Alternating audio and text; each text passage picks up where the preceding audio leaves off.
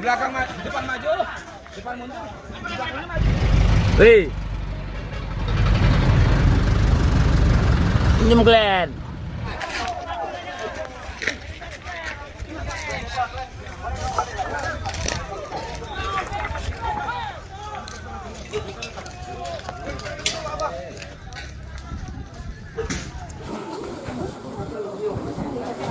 Bagaimana sih? 5 Manaris Bungaran, 4 editor.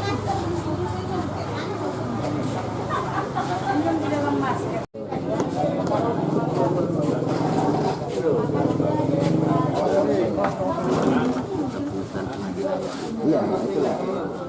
Pas kejadian itu kebetulan saya di sini, mereka itu datang dari arah sebelah kiri sana, banyak orang itu. Jadi kebetulan saya di sini melihat orang ini juga, ya mereka itu melempar-lempar batu. Jadi saya itu terkejut karena selama ini tidak pernah ada perang di sini. Jadi saya maju kemari, saya cari si Ian, di mana Ian? Di sebelah sana saya jumpai mereka di sini. Mereka itu tidak ada persiapan. Kalau orang itu banyak persiapan mereka. Mereka bawa diserang, mereka membawa diseranglah kami ini kan. Jadi orang itu membawa satu truk batu sama ember. Jadi alat-alatnya untuk melempari sebelah sini, melempari kami di sini masyarakat. Jadi mau tak mau orang ini juga, kami juga mau melempar. Gak mungkinlah kami tidak membalas, kami balas juga memang pada saat itu. Tapi persiapan kami tidak ada. Batu mereka itu yang kami pakai untuk melempari mereka. Artinya orang Inang tahu nggak itu kenapa mereka melempari orang Inang? Saya pada saat itu saya tidak tahu, tapi karena ribut-ribut saya datang kemari. Oh ini ribut, ada apa ini ribut? Saya tahu mereka itu saya tidak kenal satu pun orang itu. Yang saya nggak kenal mereka itu begitu banyak. Ada itu hampir 75-an atau 80-90-an, gitulah yang datang itu. Terus tak lama orang itu main serang, ya banyaklah yang luka di sebelah sini pun ada yang luka, sebelah mereka juga ada yang luka. Nang, jadi Nang sekarang ini apa yang kita rasakan Nang setelah kejadian itu? Oh ya, kami ini ketakutan, biarlah dituntaskan cepat. Dan kami pun di ladang, inilah kami datang dari ladang ini, kami nggak nyaman. Masyarakat di sini nggak nyaman, apalagi kami yang bekerja di ladang tidak nyaman untuk bekerja.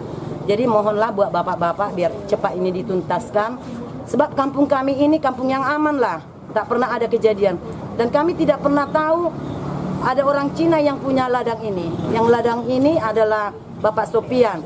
Setiap tahunnya datang bapak ini, kami kenal sama Bapak Sopian itu. Oh, artinya Inang yang mengerjakan ladang ini? Iya, sudah 30 tahun. Iya. Warga sini yang mengerjakan? Iya, kami ini semuanya warga sini yang mengerjakan ladang ini. Jadi tanpa dipungut biaya, Nang? Tidak dipungut biaya itu. Iya. Nang, namanya Nang siapa Nang? Nama saya Rismawar. Rismawar Borusinurat. Borusinurat. Iya. Lawan satu. Mendak-mendak. Masa TV juga.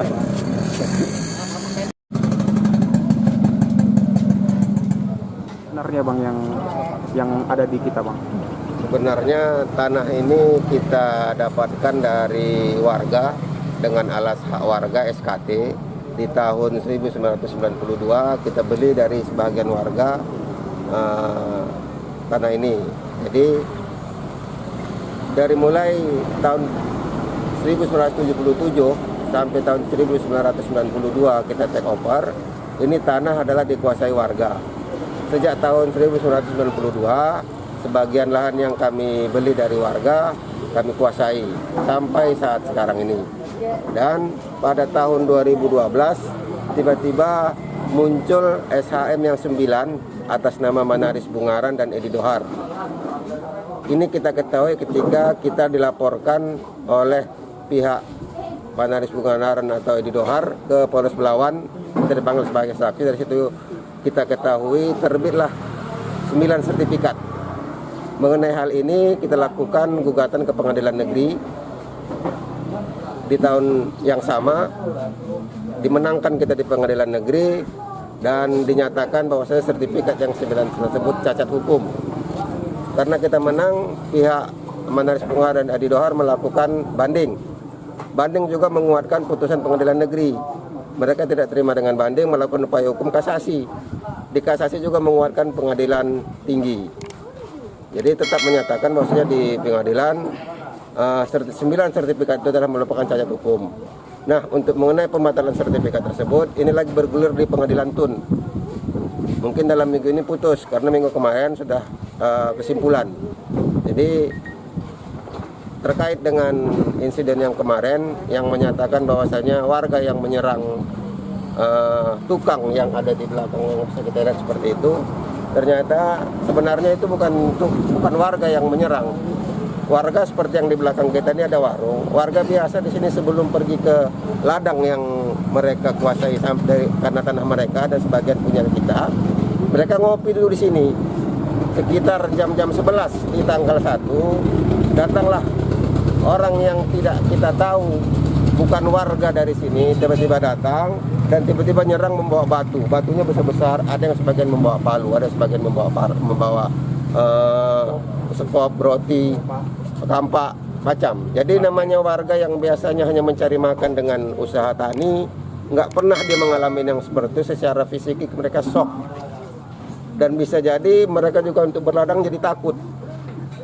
Jadi harapan kita mereka didamaikan lah. Jangan mengkambing hitamkan mereka. Mereka hanya mencari nafkah, nggak ada yang lain-lain. Mereka hanya untuk cari makan mereka. Jadi Bang, yang dikatakan mereka bahwasanya kita menyewa preman itu nggak ada Bang ya? Ya ada. Kalau kita menyewa preman, untuk apa kita menyewa preman? Toh dari dulu memang kita yang sini menguasai. Dan juga yang kita sayangkan, salah satu untuk terbitnya SHM itu adalah menguasai lokasi, menguasai lapangan. Dari dulu sampai sekarang tidak ada orang lain yang menguasai lapangan ini. Aman Kampung Indah. Nah, jadi kenapa terbit tiba-tiba SHM tersebut? Makanya dengan itu, karena sudah terbit, kita lakukan upaya hukum untuk pembatalan itu di pengadilan Tun. Artinya dalam kasus ini kita sudah melakukan apa, Pak? Atas kasus ini, yang korban kemarin sudah melakukan pelaporan ke Polres Belawan. Karena ada sebahagian yang kepalanya kena martel, seperti Bapak ini, bisa kita lihat tangannya. Ada sebagian juga ibu-ibu yang karena di sini waktu itu anak kecil masih banyak, dia menyelamatkan anaknya, nggak tahu dia ujung pangkalnya, dan mereka menyelamatkan lari ke sana. Dan sifatnya warga, mereka tidak menyerang. Mereka yang didatangin, mereka lari. Malah kebetulan video mereka jadi sangat datang. Warga lagi duduk di sini diserang, masyarakat lari ke sana. Jadi seperti itu kronologinya.